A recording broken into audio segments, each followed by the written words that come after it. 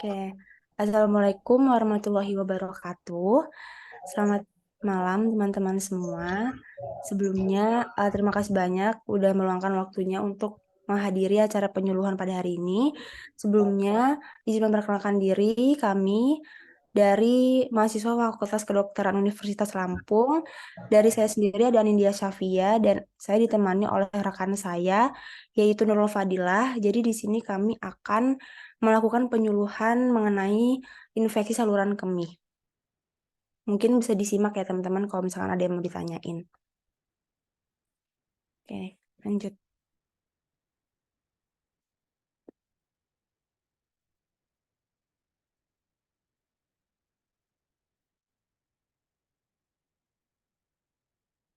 Oke, oke.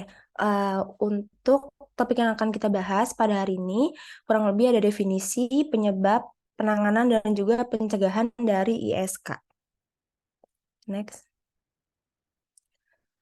Oke, untuk yang pertama ada definisi. Jadi untuk teman-teman sendiri, kalau ada yang belum tahu apa sih sebenarnya infeksi saluran kemih atau biasa disebut dengan ISK. Jadi ISK itu adalah kondisi di mana ketika sistem kemih kita itu mengalami infeksi. Bisa dari bagian ureter, ginjal, kandung kemih, dan juga uretra.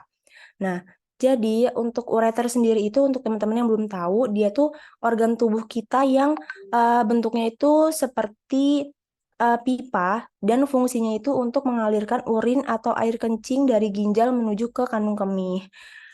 Kemudian untuk kandung kemih sendiri itu dia sistem saluran kencing yang bentuknya kayak rongga, itu tuh fungsinya untuk menampung cairan kencingnya. Kemudian untuk yang uretra itu organ tubuh kita yang berupa saluran tipis, dia tuh fungsinya untuk mengalirkan si urin ini dari kandung kemih ke bagian lubang kencingnya. Jadi saluran kemih sendiri itu dia fungsinya untuk menyimpan sekaligus mengelola urin sebelum dikeluarkan oleh tubuh kita. Makanya apabila seseorang ini mengalami infeksi saluran kemih, maka proses pengeluaran urin oleh tubuh kita itu bakalan menjadi terhambat sehingga pembuangan urin itu menjadi tidak normal. Next. Nah, kemudian ada klasifikasi dari ISK sendiri. Oke, di sini ada dua ya teman-teman. Mungkin sebelumnya aku mau sedikit jelasin untuk gambar di sebelah ini. Untuk bagian atasnya ini ada ginjal, kemudian di sebelah ini di bawahnya ini ada ureter, kemudian di bawahnya ada kandung kemih, dan di bawahnya itu juga ada uretra. Nah, jadi klasifikasi dari ISK itu ada dua. Yang pertama itu ada infeksi saluran kemih atas atau biasa disebut dengan pyelonefritis. Nah, jadi apa sih ISK bagian atas itu? Jadi dia itu infeksi yang terjadi di organ sistem kemih yang letaknya itu sebelum kandung kemih, yaitu di bagian ginjal dan juga ureter. Oke, nah untuk yang kedua itu dia infeksi saluran kemih bawah atau disebut dengan sistitis. Itu dia infeksi pada saluran kemih di bagian bawah yang letaknya itu ada di kandung kemih dan juga di uretra. Oke, next. Oke, kemudian apa sih penyebab dari ISK sendiri? Oke, jadi penyebab dari infeksi saluran kemih itu karena dia ada bakteri yang masuk dalam saluran kemih melalui si uretranya itu, kemudian dia berkembang di kandung kemih. Jadi nanti tuh bakteri-bakteri itu tuh bisa masuk melalui si uretra ketika kita lagi buang air kecil nih. Nah, bakteri ini tuh nanti dia akan menyebar ke atas sehingga dia bisa masuk ke bagian ginjal dan juga kandung kemihnya. Jadi kuman-kuman yang berasal dari kotoran manusia itu atau di bagian eh, kalau bahasa kita bagian dubur atau bokong itu nanti dia bisa masuk ke dalam saluran kemihnya.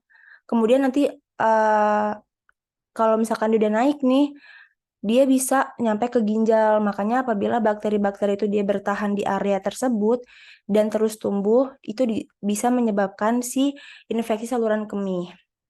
Kemudian untuk penyebab lainnya itu bisa dipicu sama batu ginjal tadi. Nah, berikut ini adalah gejala-gejala infeksi dari saluran kemihnya. Yang pertama itu ada nyeri saat kita lagi buang air kecil. Yang kedua, itu ada meningkatnya frekuensi buang air kecil. Jadi kerasanya tuh kayak pengen kencing terus, tapi pas kencing itu ternyata keluarnya sedikit nih urinnya. Kemudian yang ketiga itu ada warna urinnya tuh keruh.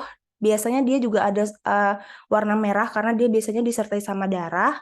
Kemudian punggung atau perut bagian bawah itu terasa nyeri dan tertekan.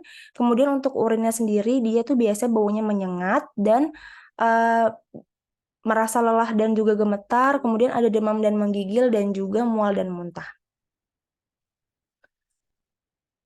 Oke, mungkin bisa dilanjut oleh rekan saya Nurul. Terima kasih. Oke guys, di sini aku izin melanjutkan ya, yaitu selanjutnya itu faktor resiko. Nah, pada faktor risiko ISK itu kebanyakan terjadi pada wanita. Kenapa? Karena wanita itu memiliki ureter lebih pendek dibandingkan pria, sehingga bakterinya itu lebih mudah masuk ke kandung kemih dan ginjal. Kemudian ada faktor risiko lain, yaitu ada menopause, kemudian ada orang yang aktif secara seksual dan memiliki kelainan saluran kemih, kemudian masalah imun. Selanjutnya yaitu menggunakan kateter terlalu lama. Kemudian yang terakhir itu ada mengalami penyumbatan di saluran kemih. Nah, kemudian ada beberapa penanganan pada ISK, yaitu yang pertama, mengonsumsi obat-obatan, yaitu ini sesuai dosis untuk dari dokter, yaitu yang pertama antibiotik dan obat pereda nyeri. Pada antibiotik ini diminum selama 3-10 hari sebagai obat infeksi pada saluran kencing. Nah, kemudian untuk obat pereda nyerinya itu diminum hanya saat mengalami keluhan nyeri saja.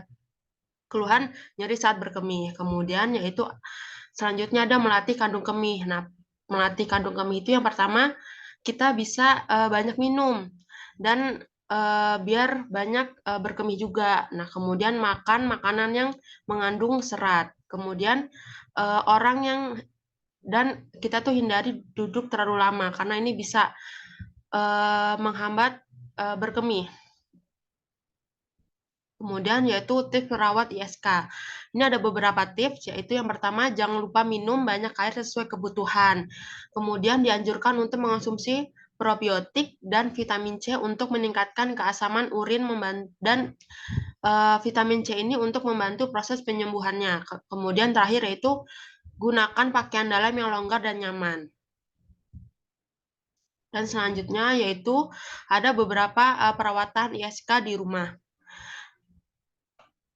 Nah, yang pertama yaitu hindari douching, yaitu membersihkan vagina dengan menyemprotkan air atau cairan pembersih lainnya ke dalam vagina karena eh, vagina itu sangat sensitif ya guys. Jadi jangan salah sekali seperti kita menyuci vagina dengan sabun itu sangat tidak dianjurkan karena pH vagina dan sabun itu sangat berbeda.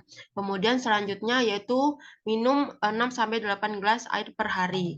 Kemudian yaitu jangan lupa untuk menjaga kebersihan alat kelamin. Seperti setelah buang air kecil kita mencucinya dengan air mengalir. Kemudian wanita harus membersihkan bagian kelamin dari depan ke belakang agar bakterinya itu tidak terbawa dalam saluran air kencing. Kemudian bersihkan penis dengan air setiap hari. Jika penis tidak disunat, yaitu tarik kembali katupnya untuk membersihkan dari kotoran atau bakteri. Kemudian jangan menahan rasa ingin berkemih karena ini bisa menyebabkan retensi urin, yaitu Nah, kemudian yaitu wanita harus buang air kecil sebelum dan sesudah berhubungan seks saat ISK. Dan yang terakhir yaitu ganti celana dalam setiap hari dan setiap saat berada pada kondisi basah atau kotor dan pakailah celana dalam terbuat dari katun dan hindari celana ketat. Kemudian pencegahan. Nah, pencegahan ISK itu di sini pastinya selalu membersihkan area kemaluan setelah buang air besar atau berkemih.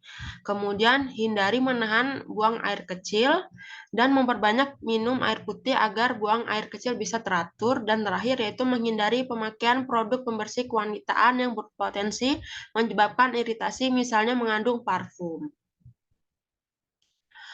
Oke, untuk penjelasannya sekian dari teman-teman. Apakah ada yang ingin bertanya? Bisa langsung unmic.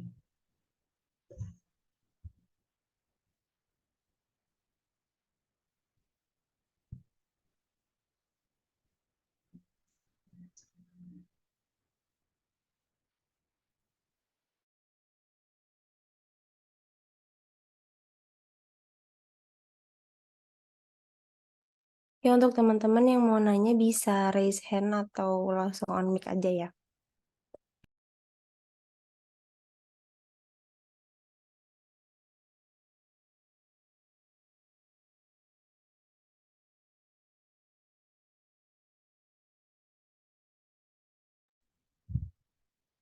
Selamat malam, izin bertanya.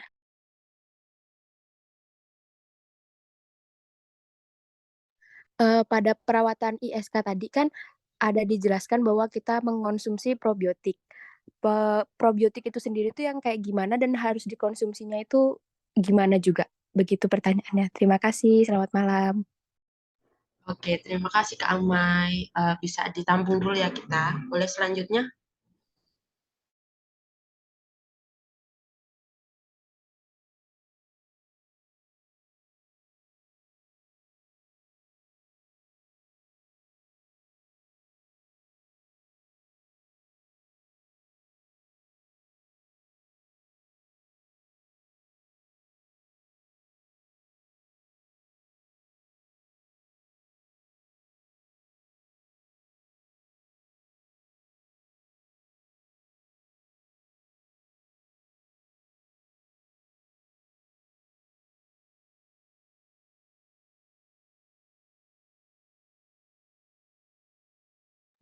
Itu ada yang nanya di kolom komentar. Izin bertanya, Kak, apakah kasus infeksi saluran kemih lebih banyak oleh kaum hawa? Oke, boleh ditampung dulu ya pertanyaannya.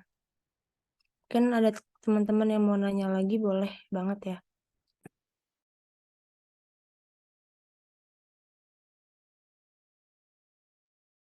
Aku, Kak, Oke, boleh, Vio, silahkan. makanan yang harus dihindari yang memperparah ISK itu apa aja ya, Kak? Oke, terima kasih, Vio. Mungkin dari teman-teman ada yang mau nanya lagi? Izin Mungkin, bertanya, Kak, oke, boleh, Nanda. untuk ciri-ciri ISK yang sembuh itu gimana ya, Kak? Oke, terima kasih, Nanda. Mungkin udah ada 4 pertanyaan ya. Mungkin dicukupkan kali ya untuk langsung dijawab aja. Mungkin mau dijawab untuk pertanyaan yang pertama tadi, uh, apa? Pertanyaan. Untuk probiotik tadi ya. Mungkin Nurul ada jawaban. Oke, di sini aku izin menjawab ya dari pertanyaan Kak Amai. Nah, eh, konsumsi probiotik itu sebagai apa? Maksudnya apa aja nih yang eh, apa probiotik? Nah, probiotik itu seperti Yakult, yaitu mikroba yang baik. Nah, kayak yogurt gitu kan. Nah, kenapa sih dianjurkan untuk mengonsumsi probiotik? Nah, probiotik itu adalah mikroba baik kan, seperti yogurt, susu fermentasi. Nah, ini tuh manfaatnya itu untuk meningkatkan kekebalan tubuh dan menjaga kesehatan pada pencernaan. Nah, kayak gitu, Kak Amai, apakah menjawab?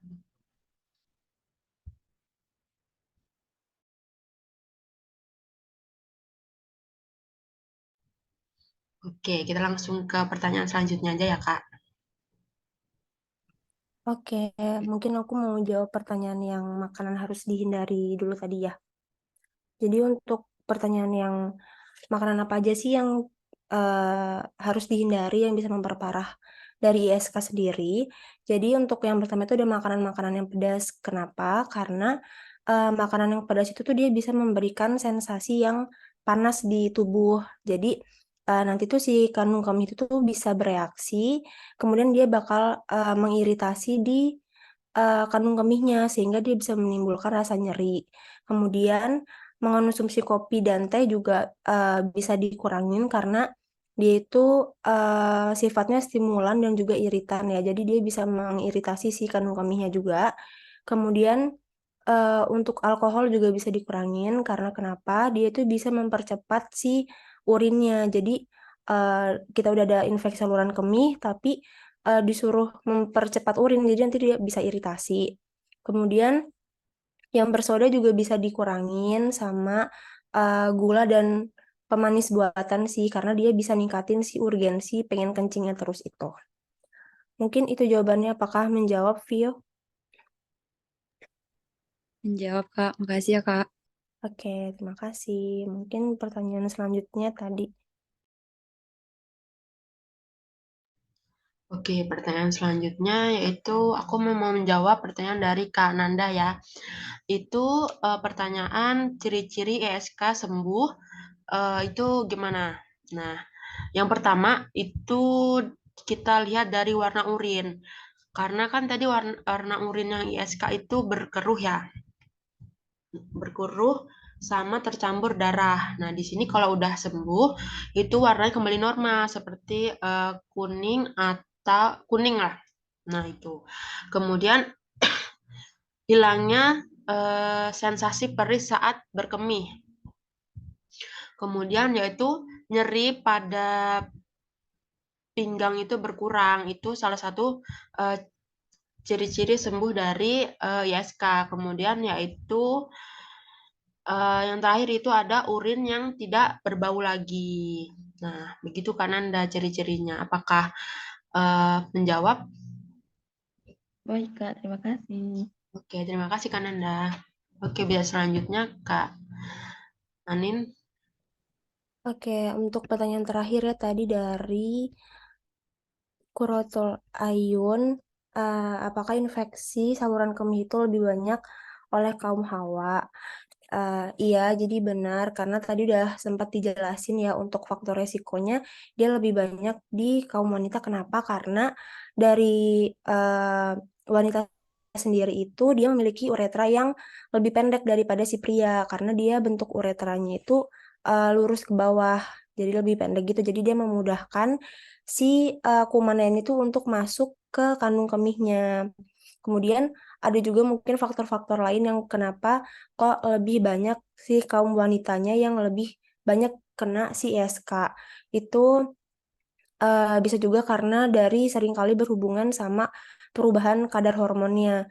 Jadi beberapa kali itu wanita itu tuh berpeluang bisa mengalami infeksi saluran kemih ini selama sewaktu-waktu tertentu kayak dalam siklus menstruasi atau juga sebelum menstruasi juga. Kemudian pas kehamilan juga bisa jadi karena sistem drainase dari ginjal ke kandung kemihnya itu dia bisa melebar sehingga si urinnya itu tuh nanti dia nggak bisa mengalir dengan cepat.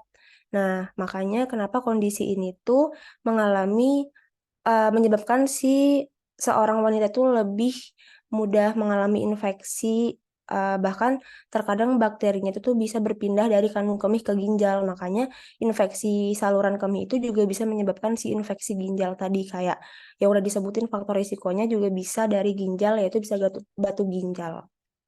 Gitu. Apakah sudah menjawab Quratul Ayun?